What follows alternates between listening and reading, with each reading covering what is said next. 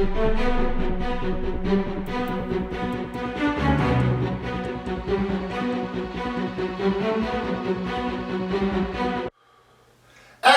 Apocalypse, directed by Bryan Singer, the best director to ever do the X-Men franchise. This guy did X-Men 1, X-Men 2 United, X-Men Days of Future Past, and now he's back with this movie, X-Men Apocalypse. This is his fourth X-Men film that he is directing. And you know what? I hope he never leaves. This guy's a fantastic director, and I do have some issues with how he directs the X-Men, how he writes them, or how he portrays the characters. But he does a terrific job compared to the bad directors that have given us bad films from this franchise, like Gavin Hood and Brett Ratner. So let's talk about this movie. The plot is very simple. The first mutant to ever be discovered, Ensav Nor, aka Apocalypse, played by Oscar Isaac, resurfaces from his temple that he was imprisoned in back during the times of ancient Egypt. And he recruits 4 mutants to be his 4 horsemen. Magneto, who I guess is his horseman of war, played by Michael Fassbender. Alexandria Shipp,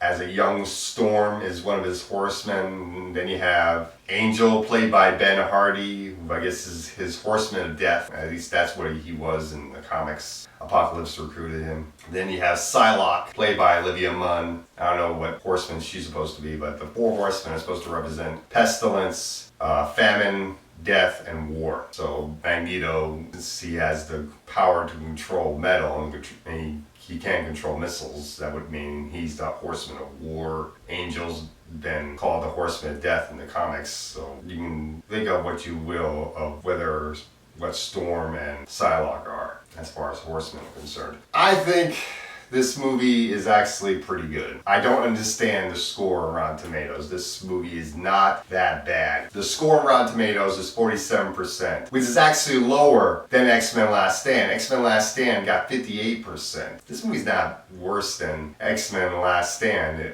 as far as the flaws are concerned. It has its flaws, but it's not a terrible movie. And the flaws don't make it worse in quality than X-Men Last Stand. So that is very shocking. X-Men Last Stand is a cluttered mess. So let's talk about this movie and each of the characters in this film. First of all, the story is done very well. I did like the story, and it was just really good.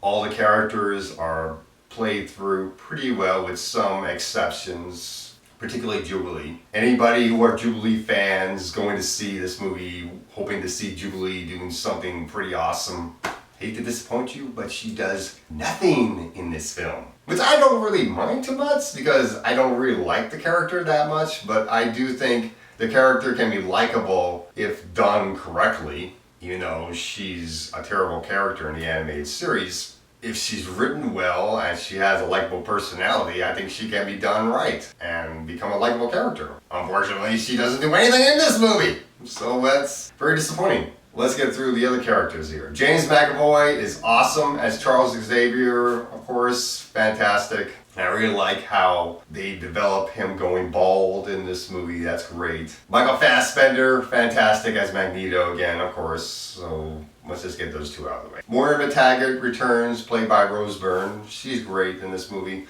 although she's a little bit more like Lois Lane in this film. But I did like the chemistry that she and James McAvoy have.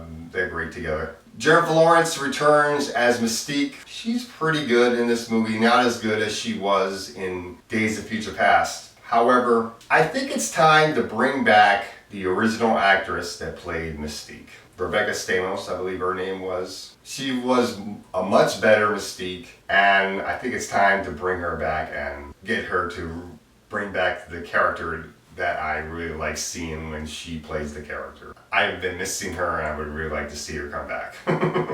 I do like Jennifer Lawrence as an actress. I do like the way she plays Mystique, at least in Days of Future Past and this film, but I think it's time to bring Rebecca back. Nicholas Hoult is back again as Beast. He's awesome. Really did like him. Lucas Till returns as Havoc.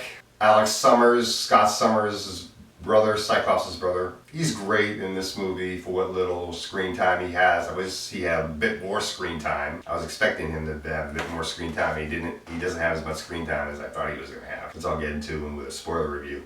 And that brings us to our new characters. Ty Sheridan plays young Cyclops, young Scott Summers. He's great in this movie, and they do mention that they are brothers, so that's awesome. And I did like the sibling bond that they have. However, I was hoping to see that bond go a little bit deeper in this movie, and it just doesn't go to where I expect it to go. So unfortunately, I'm a little bit disappointed with that.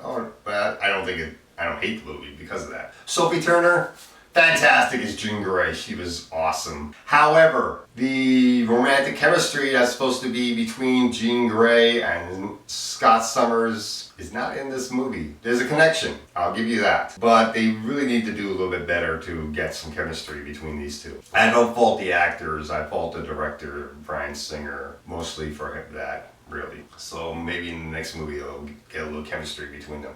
Evan Peters returns as Quicksilver. Fantastic, and he has one of those great scenes, so that's awesome, like he had in Days of Future Past. Cody Smith McPhee plays young Nightcrawler. He was great in this movie.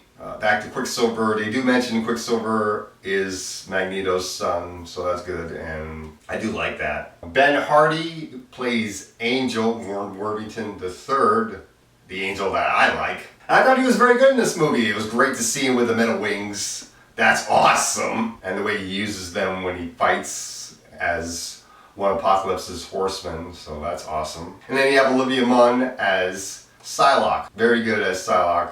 Great. Good to see her use her powers and to be portrayed correctly. The last time they used Psylocke was in X-Men Last Stand, and she was just done all wrong. Finally, let's talk about our main villain, Apocalypse, played by Oscar Isaac. I think he's fantastic in the movie. He does not have purple skin. He has blue skin with pigments of gray. So he does not look like Ivan Ooze. Get that out of your heads, people, all you guys who were getting all mad about him looking like Ivan Ooze.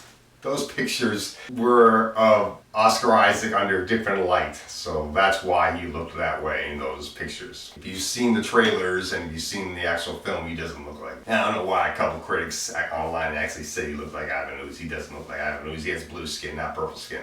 So what the heck is up with that? So I really did like this movie. It has its flaws. The main flaws is how it does remind you of certain scenes from the previous X-Men films. I kind of wish, that almost feels like it has very little originality in scenes, I guess. But at the same time, it's still a very good movie, and I enjoyed it very much. So I'll give this movie a B+. It's definitely worth checking it out. And stay after credits, because there is an after credits scene which is supposed to lead into the next movie, and it does give you an idea of who the next villain is going to be if you know the comics very well. And that's all I gotta say for X-Men Apocalypse.